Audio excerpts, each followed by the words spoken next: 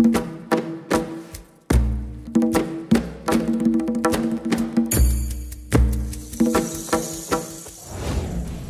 alhamdulillah, wassalatu wassalamu ala sayyidina rasulillah wa ala alihi wa sahbihi wa man walah.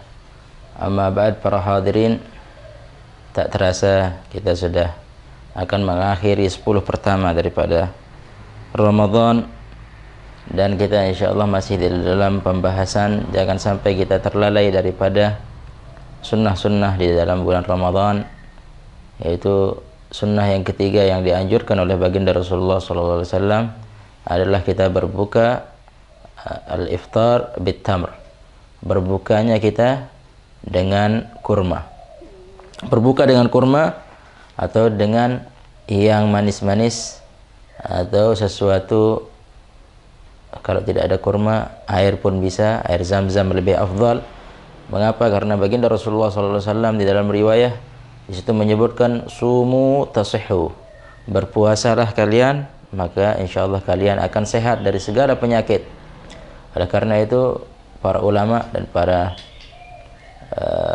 sahabat juga meriwayatkan kenapa baginda Rasulullah SAW berbuka dengan kurma atau dengan sesuatu yang manis atau sesuatu yang belum tersentuh dengan api atau yang masak. Yang pertama kali masuk disunnahkan adalah tamar. Rasulullah SAW mengambil daripada, memilih daripada tamar. Apa sebab dibalik sunnahnya kurma tadi?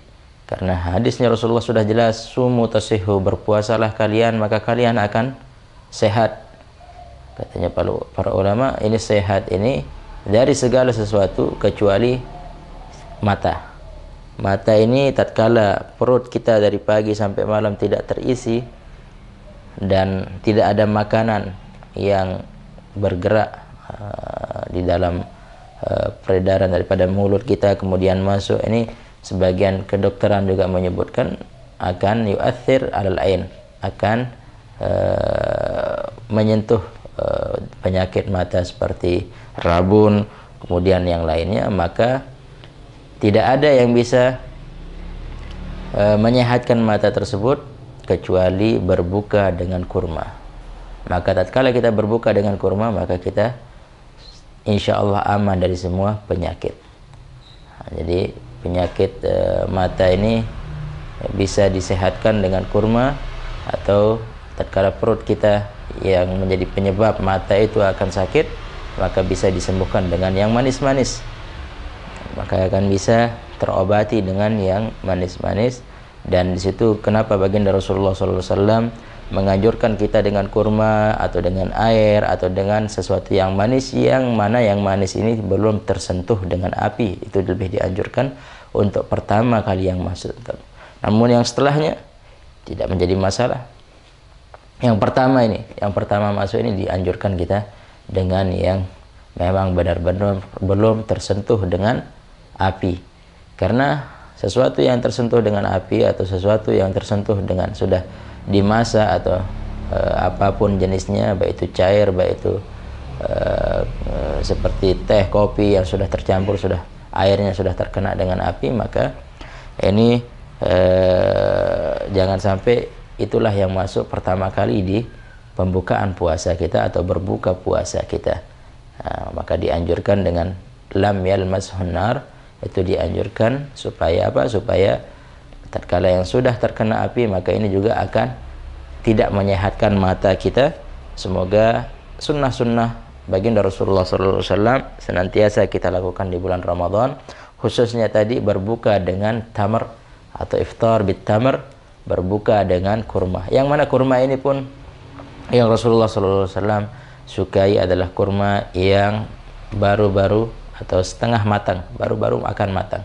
Itu sering disebut dengan ar-rutab, ratbah, yaitu dia antara bukan dia kering, bukan dia terlalu basah. Jadi kurma itu setelah akan matang agak basah. Setelah apa namanya, kalau kering lagi sudah menjadi tamar. Maka sebelum dia basah, agak lembab sedikit, itu disebut dengan ar-rutab. Maka inilah kurma, jenis kurma yang suka atau tingkatan kematangan daripada kurma yang Rasulullah SAW ajarkan juga di dalam berbuka puasa. Tapi kebanyakan kita kalau di Indonesia dengan kurma yang sudah matang, yang sudah agak kering, ini juga termasuk daripada sunnah, karena disebutkan tamar secara umum adalah itu yang disunnahkan untuk kita berbuka puasa. Dan kita yakini kurma-kurma yang kita beli sudah dizakatkan juga. Kita harus berhati-hati, karena begitu ahli tarim di dalam kurma memang sunnah, tapi dia berhati-hati bagaimana memilih kurma atau membeli kurma itu. Dia yakini bahwa tempat dia membeli kurma ini yang mana kurma-kurmanya sudah dikeluarkan zakatnya, sebagaimana yang kita pernah bahas di halaqah atau pertemuan sebelumnya. Di situ dianjurkan seseorang berbuka puasa dengan sesuatu yang halal, yang dia yakini halalnya, bukan hanya mencari sunnah kurmanya yang dijual semua dia tidak yakini sudah dikeluari zakatnya. Maka dia akan memilih lebih afdal, dia memilih berbuka dengan air yang ada di rumahnya. Bahkan sebagian orang mencari buka puasa sudah dia tidak ada yakini daripada halal, semua dia yakini syubhat, kurma yang ada di daerahnya semua tidak pernah dizakati, dan air pun yang ada di daerahnya dia tidak bisa menemukan air yang dia yakini daripada kehalalannya. Mungkin sumur-sumurnya orang dia ngambil, ada syubhat, maka dia memilih dalam riwayat karena di tempatnya selalu hujan, seperti di Indonesia selalu hujan, dia ngambil dari berbuka itu dengan air yang dari langit. Air dari langit 100% halal. Dia minum berbuka puasa dari yang ada di langit. Dia minum. Sebagian ulama mengatakan, tunggu dulu.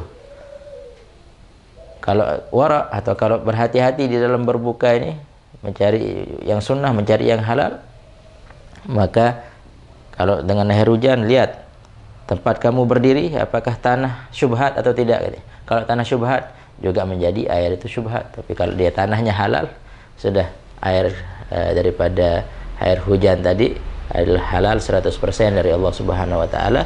Maka semoga kita sempurnakan berbuka puasa kita di 10 pertama ini dengan